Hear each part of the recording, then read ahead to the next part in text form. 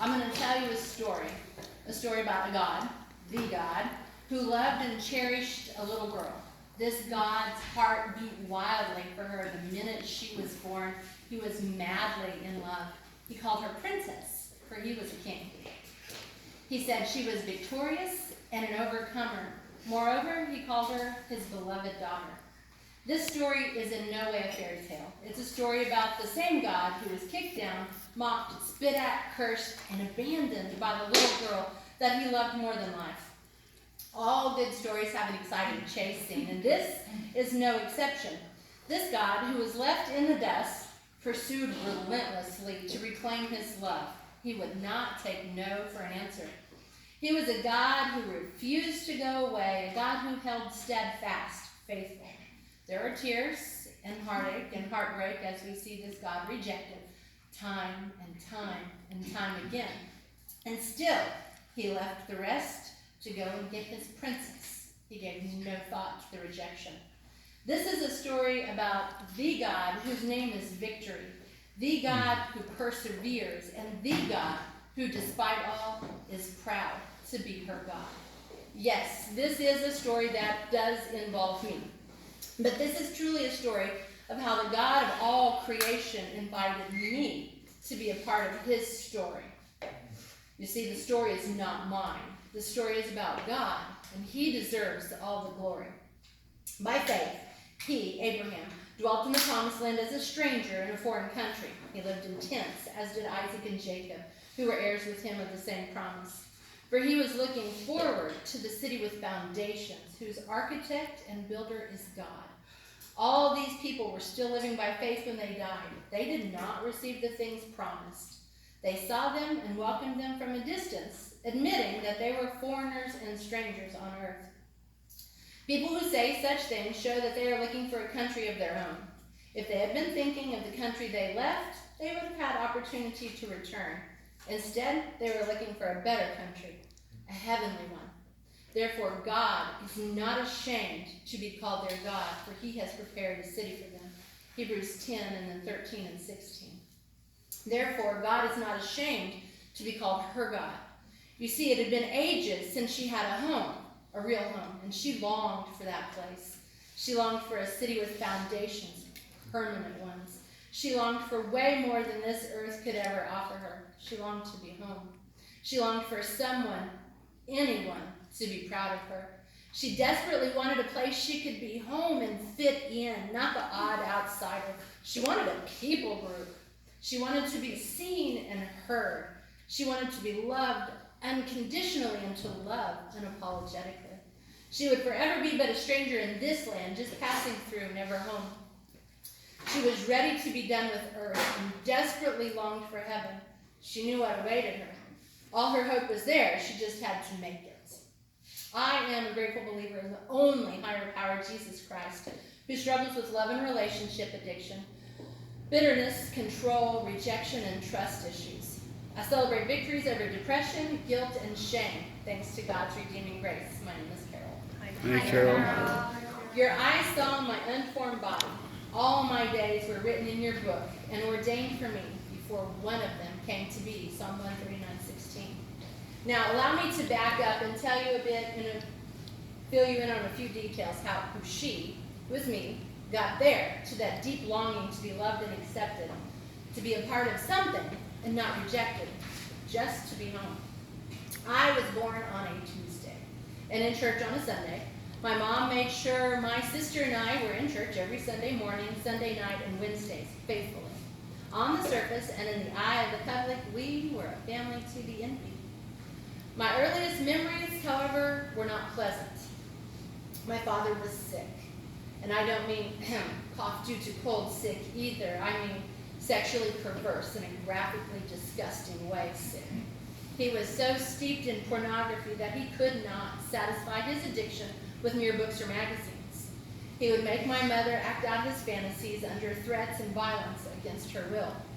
I witnessed my father beating my mother on more than one occasion. My mother acted like nothing ever happened. We were taught that not one thing that went on in our home was to ever be discussed outside of our home. We were sworn to secrecy. Denial was our best friend. My sister was pretty open and honest with her emotions and always wanted to talk to my mom behind closed doors. I wanted and needed in that room, but was not allowed. The lie that I was not good enough, the lie that I was less than, and the lie that I had no worth began to form and grow. Out of those lies, rejection and jealousy were born. Consequently, I was left alone with my sick father and was taught to play basketball, baseball, work on cars, and molested repeatedly. The affirmation of being daddy's little girl, though, quickly became addictive. And as an itty-bitty girl, I found worth in that affirmation. I wanted the title of perfect child. I had to become the classic overachiever. If I were to be worth anything, I had to be the best. This formed the desire and compulsion to devour and achieve a definition of lust, accompanied by anger and feelings of worthlessness anytime I failed. My mother, on the other hand, was amazing. She loved me like no other. She never knew my secrets, and I never felt safe telling her, but she loved me. My mother was an encourager and always encouraged me to just be me. She knew my uniqueness had value and encouraged me in Christ to be all I could be. She also let me know that the world didn't need to know my problems. No one needed to hear our dirty laundry. She taught me to put on my best appearance. Nothing was ever wrong. School was hard for me. From the very beginning, I was the dyslexic ADHD daughter of 2 teachers and 1 brilliant sister. I did not fit the mold. Even though I was 6 years younger, the teacher would still call me by my sister's name. I was forgettable, even right in front of people. Once again, I had to achieve just for people to know my name. I fought to make my mark while keeping up the family appearances that we were all that. Before I formed you in the womb, I knew you. Before you were born, I set you apart. Jeremiah 1:5. At the ripe old age of 5, I was a hot mess of rejection and jealousy because I didn't fit in and everyone else did. And I knew how to fix this. My love and relationship addiction was born. If I had a boyfriend, I would feel loved and accepted. So I set out to find 1 or 2. I learned from my dad's addiction, followed suit, and failed. The lies that haunted me told me I was not pretty and that I was not worth it. I was 5 and already knew that I was a failure. This struggle would continue for nearly 40 years. Only 4 years of my life, the first 4, were spent without a boyfriend, a husband, or the pursuit of both. By age 10, I'd had enough. I discovered this magical, wonderful thing called suicide. That became my new mission, to end my time here on earth. That mission would last another 35 years. In 35 years, I only succeeded once, but we'll get to that later. I wanted help so badly. I could never say it out loud, though. I didn't want to feel unloved, unwanted, and rejected. Once or twice, I did try to reach out, but I was told I was only looking for attention. Rejected again. Maybe I was looking for attention, but what I sincerely wanted was a safe place to unload the burden of my childhood secrets. I wanted someone who could endure listening to me while I rambled and made no sense. I was not good enough for anyone's attention. I began to adore isolation. During my senior year of high school, I began to date a kid 2 years younger than me because I was able to steal him away from his girlfriend through intimidation and control. He wasn't a believer, and that didn't bother me in the least. It bothered my mother, and I ignored her sage advice. I continued dating him, much to her disapproval. After graduation, on the Oklahoma State Baptist Choir and Orchestra tour, I fell madly in love with Christ and wanted to do nothing but serve him. I had a moment of clarity from my suicidal tendencies and felt true love from God and God alone. When I returned from this trip, I had the first and only honest moment with a boy. I told him that I didn't think it fair that I was going off to college and would most likely meet somebody else. Usually I just met somebody else and left the last one in the dirt. I changed boyfriends more often than other people changed their socks. And I ended our relationship gently, or so I thought. July 15th, 1992, a week after that breakup, I could hear my parents arguing and a phone that woke me from my slumber. My father was telling my mom, hurry up, get it over with. And I could hear my mother beg, just let her sleep. Her life is about to change forever. And it did. They let me know that the boyfriend I had just broken up with committed suicide. He neatly laid all my pictures around him, the letters I had written, the mixtapes, and pulled the trigger. Immersed in guilt and shame, I hid for the rest of the summer. I was embarrassed and so ashamed of myself. I was not okay, and as I had been taught, never said a word to anyone about not being okay. I sucked back the tears and marched on. I left for college a month after his suicide. I had been there literally 24 hours and met a boy. 2 weeks later, I wound up pregnant. By the end of October, I was married to cover up the shame and embarrassment of being pregnant out of wedlock. I did not want to get married, but I knew it was the right thing to do. But God took a worthless situation and made it good for his glory. Time marched on. While focused on achieving in college, succeeding at being a mom, and leading in the church, rejection and jealousy disappeared. Suicide was no longer a thought in my head. I became just a normal girl in normal life. I pressed full-fledged into God. He was my life, my love, and my everything. Somewhere through there, with me becoming a mom and my mom becoming a grandma, we learned how to talk. We both opened up and had deep conversations about the past. My mom and I grew closer than ever. We began to experience Christ together. What a beautiful victory that was.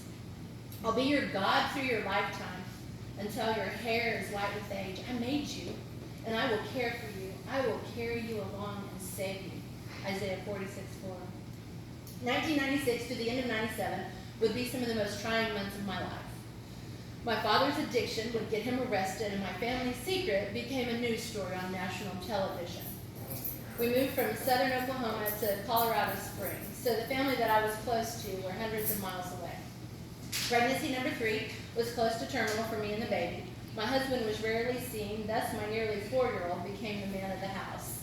He prepared meals for his sister and I, did the dishes, and managed to do a little laundry, until my dad, who had been run out of town in between trials, the first was a mistrial, came to stay at my house.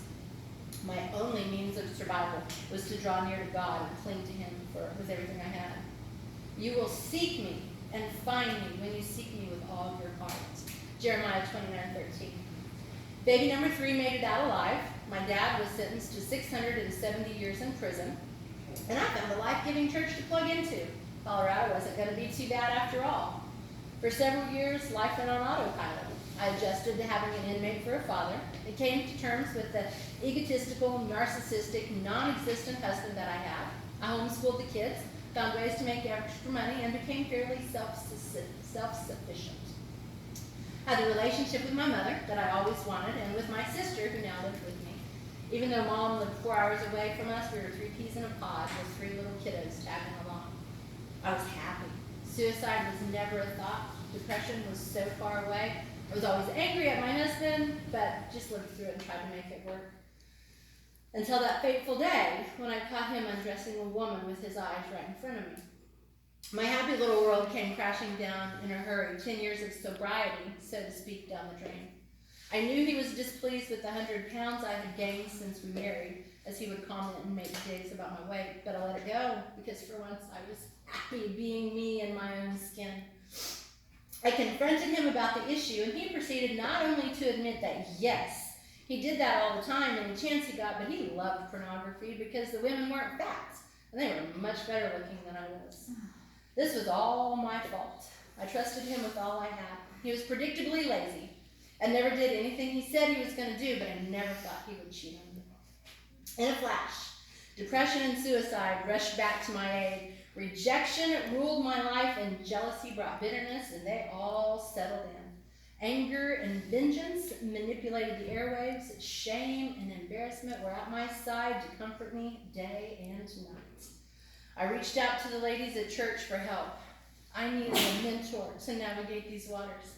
I was denied, rejected. Lies again told me that I was not good enough for someone to mentor me. Lies said I was judged for having issues. I tried to reach out to friends that I had made in various church groups, but I wasn't holy enough. Crushed, I vowed to never reach out again. Out of brokenness that hurt, I turned to a familiar addiction, love and relationships. I needed to feel good about myself again. I got the attention I so desperately craved in the form of an affair. I let my guard down, threw my morals to the wind, began to drink and took up smoking. In the middle of that affair, I met several teenagers who needed me to buy alcohol for them. As long as I had none, they were always my friends. When my husband found out, I could have cared less. I had awesome friends who needed me and liked having me around. I was out of control and spiraling toward a sudden disaster. November of 2002, I left my kiddos with my mom for a long weekend and took my new friends on a road trip to Oklahoma. We stayed at my grandma's house. I loved my grandma with all my heart, but that night I robbed her blind because we wanted to go buy alcohol and find what drugs that we could find. That would be the last time I ever saw my grandma. High on coke and drunk, filled with guilt and shame, I took an entire bottle of pills and tried to throw myself off a balcony. After years of trying to kill me, I was going to succeed. My friends dumped me out at the emergency room, took my kids home, called my husband. In and out of consciousness, death was finally right there. The doctor came to my side and let me know the good news and bad news. The bad news was I had about an hour of life left. The good news was they were fairly certain they could save me. I broke down in sobs. I had finally succeeded in killing myself, and they wouldn't let me die.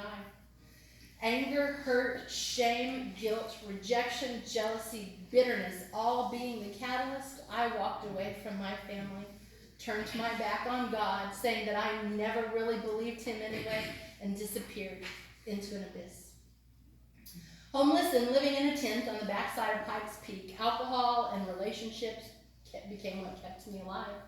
It didn't matter who or where or why. I was too drunk day and night to care. I was too numb to feel. I forgot God even existed.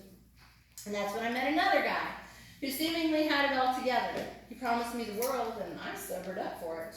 Not wanting to feel rejection anymore, I decided to stay after he told me he would kill himself if I left. I couldn't do that one again.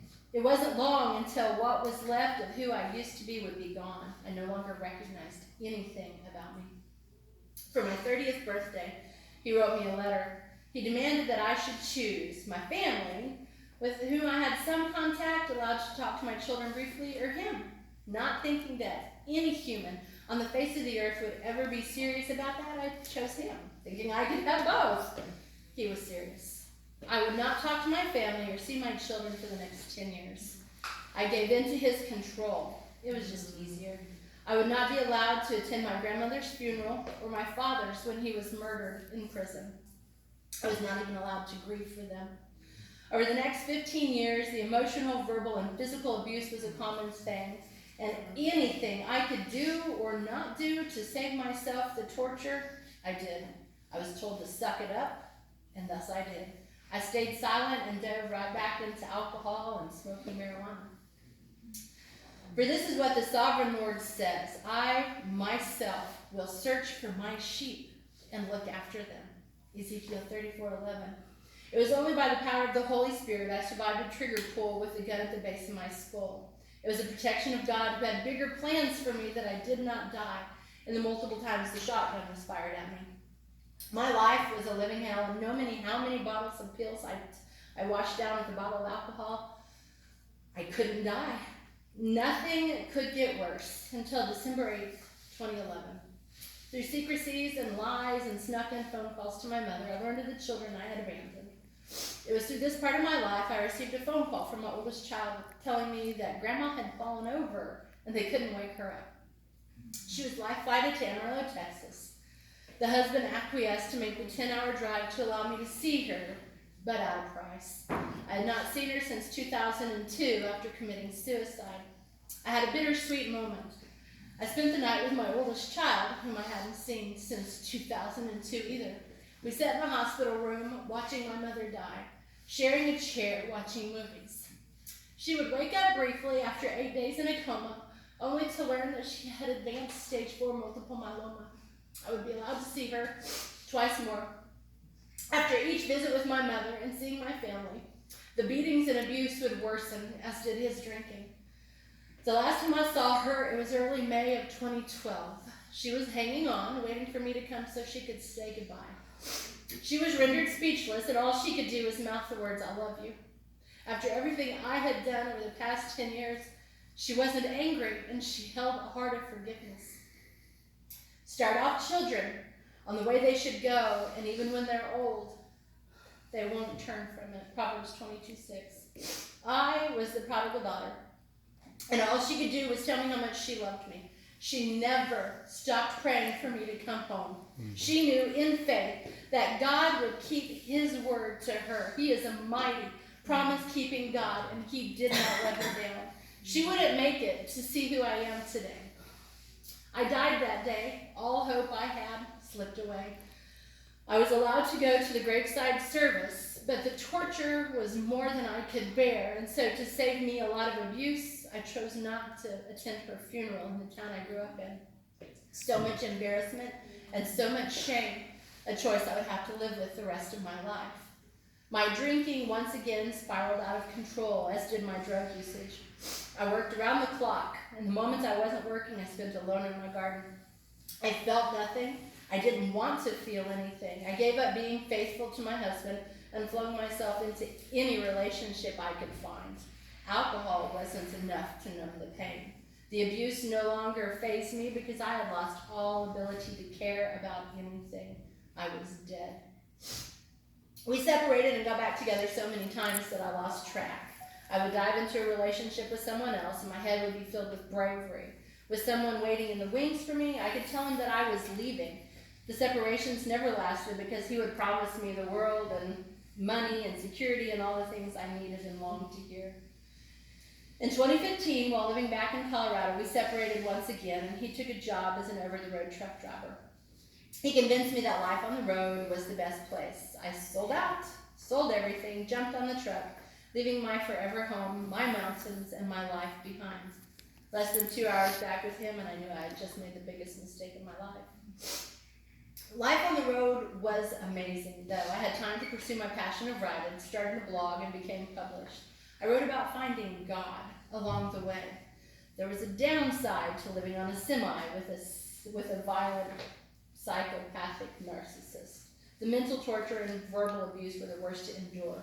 I locked myself away in my head and stayed silent for weeks and months on end. It didn't take long until I finally had enough and announced, yet again, that I was leaving him. I stayed with my sister for several weeks, and he convinced me that we could work it out. Once again, I believed him. I had permission to live in the house that we bought and to do yard work as my keep. I was truly a prisoner in my home, bound in my mind. I was not allowed to leave or associate with any humans. By day, I poured my blood, sweat, and tears into that acre of property. By night, I wrote like a madwoman. I met God face to face that summer. Still, the verbal abuse and mental abuse took its toll on me. Isolated, and the only human words were that of himself over the phone, reminding me what a worthless piece of human poop I was. And I believed every lie. I wanted to die. January of 2017, my old familiar addiction came calling like a long-lost friend. I opened that door. I needed the familiar confidence. 2 years of being a fair, drug, and alcohol-free came to an abrupt end. Out of hurt, I leaned back on my old ways for comfort and worth. With the security of yet another boyfriend, I was ready to leave my marriage once and for all. I told the husband I was leaving, and when he threatened my life, I went to a domestic violence center and checked myself in. Dumbfounded, the caseworkers were not sure how I survived. According to the assessment, my abuse was off the charts. Evidently, what I had been through over the last 15 years was anything but normal.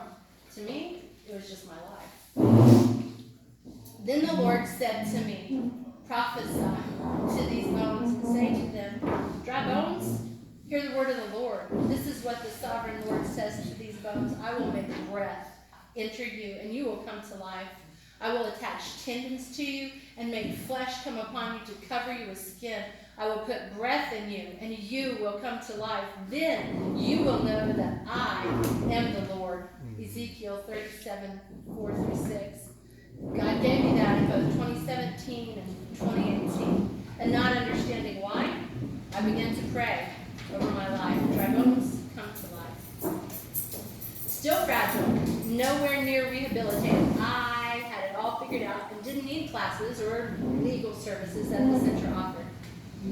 Leaning on my understanding, I left after a few weeks of being there.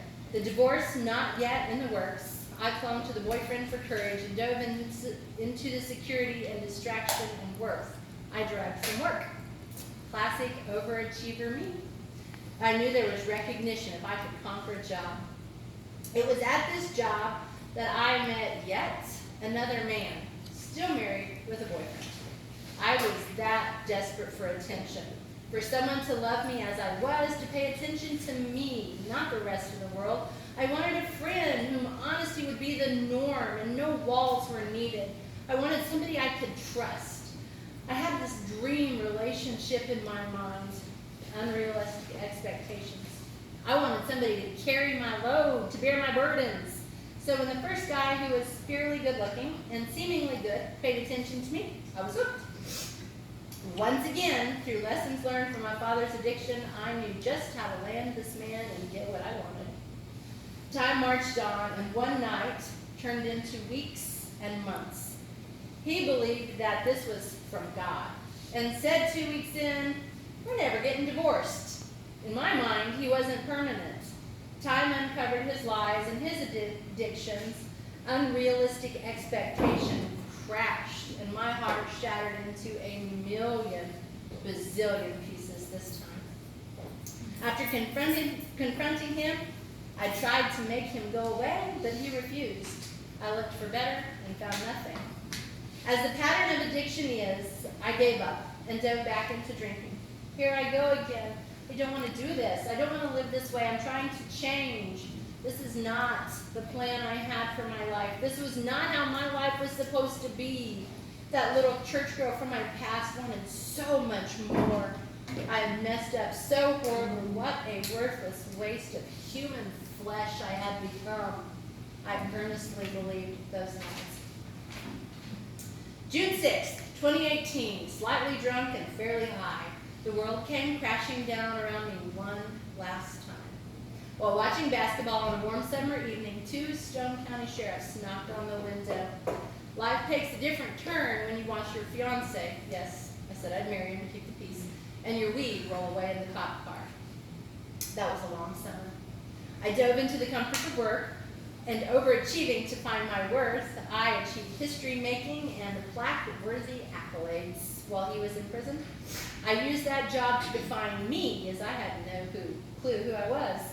Unnoticed, God was working and moving. I stepped into church on a more regular basis, still on the fringes though. I was embarrassed about my life and would let no one get to know me. I just wanted to be seen as a shining light for Christ. That summer made me hungry for healing. I had known to celebrate recovery since 2015 and always wanted to go. When I first met my soon-to-be hubby that summer of 2017, I suggested we could go. I was messed up and wanted help so badly. He was in no way interested. However, after a summer in prison and CR on the inside, he changed his mind. Upon his release, November of 2018, together we made that long walk across the parking lot and stepped into a beautiful world of messed up people just like us. This ending of the story did not happen overnight, and it is far from over. Healing is a process, and it takes time to keep coming back. God has done a mighty work in my life. I showed up and kept showing up, even when peeling back those layers left me raw and broken and vulnerable. It took a miracle, a step study, a sponsor, an accountability sister, and some mighty brave women to keep me off the ledge. What the enemy meant for evil, God has turned into miraculous victory. After great prayer, surrendering myself to Christ, step 3 in wise counsel, I married him in May of 2019.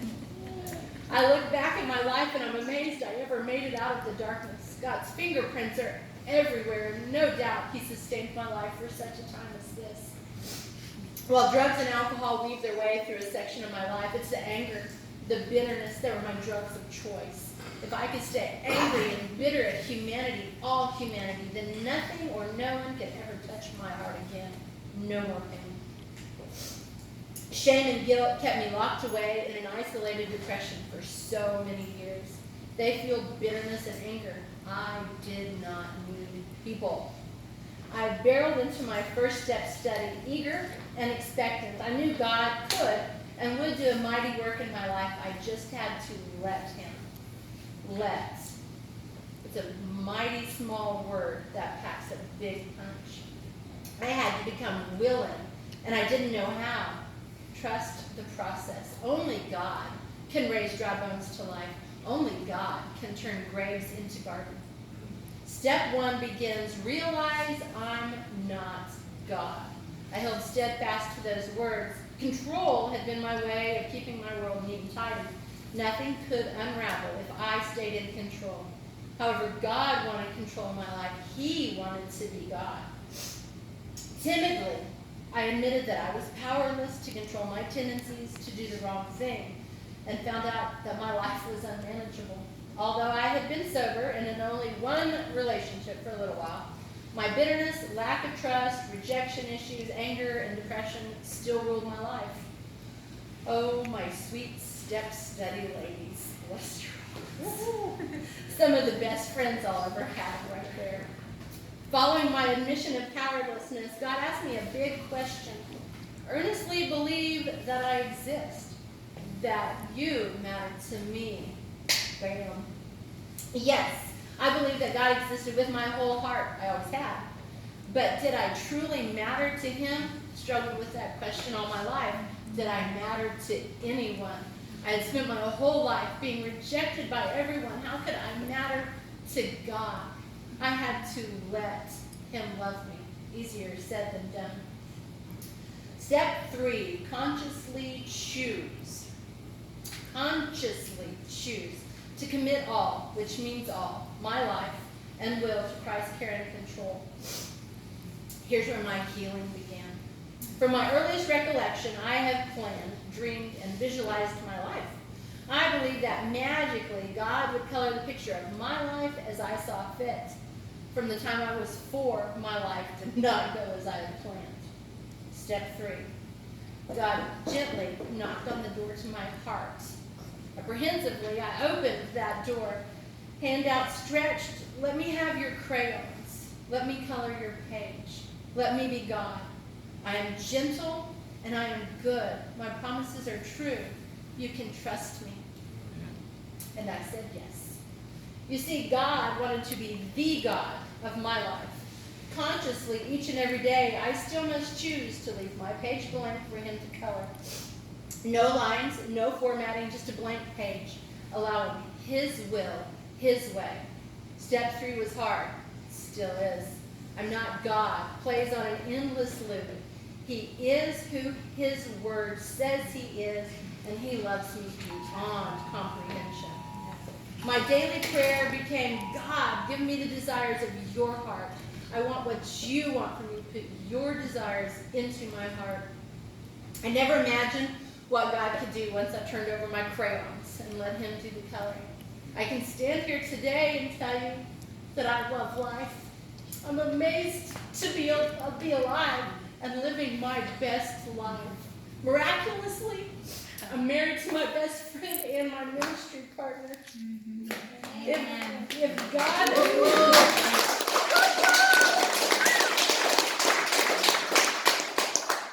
If God is involved in the story, so is the word forgiveness. It's who he is. I carried shame beyond shame and guilt beyond guilt over the things I did and the wrecks I made. The weight clung to me. I deliberately chose to do what I did. How could I forgive myself for something I deliberately chose to do? And then along came this amends chapter of the saga. It contained a word that made me sick to my stomach: forgiveness. I will never forget the exact moment and the scene surrounding me when forgiveness revolutionized my life. I had come to forgiveness terms with those who hurt me. My father was so messed up. His past was awful, and I could see generations of sickness all over him. My 2 ex-husbands as well had some significant hurts, which led to some serious hang-ups and bad habits. I was able to forgive them for what they did to me and admit out loud that I was not innocent. Suddenly, because he's the God of suddenly, the weight of the sky fell smack into my head. I was a messed up individual as well.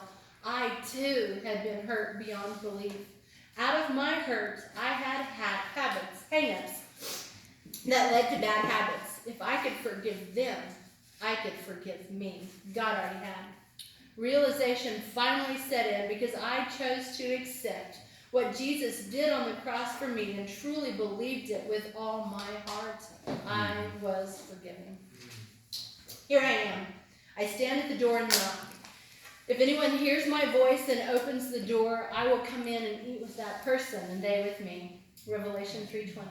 I told you this was a story about God. He knocked, and I opened the door and accepted his offer to be a part of his story. This story ends in judgment. God's girl stands before him. His majesty abounds as he looks at his creation, that big book in his hand. Give an account of your life, he whispers for dramatic effect, of course. She squares her shoulders, takes a deep breath, and fixes her eyes on his every muscle twitch. He erupts in laughter. He knows, and she knows, that there is not a word written in that book, each page neatly wiped clean by the blood of his son. His arms outstretched, heaven explodes in jubilation. Welcome home, girl. I'm proud to be your God.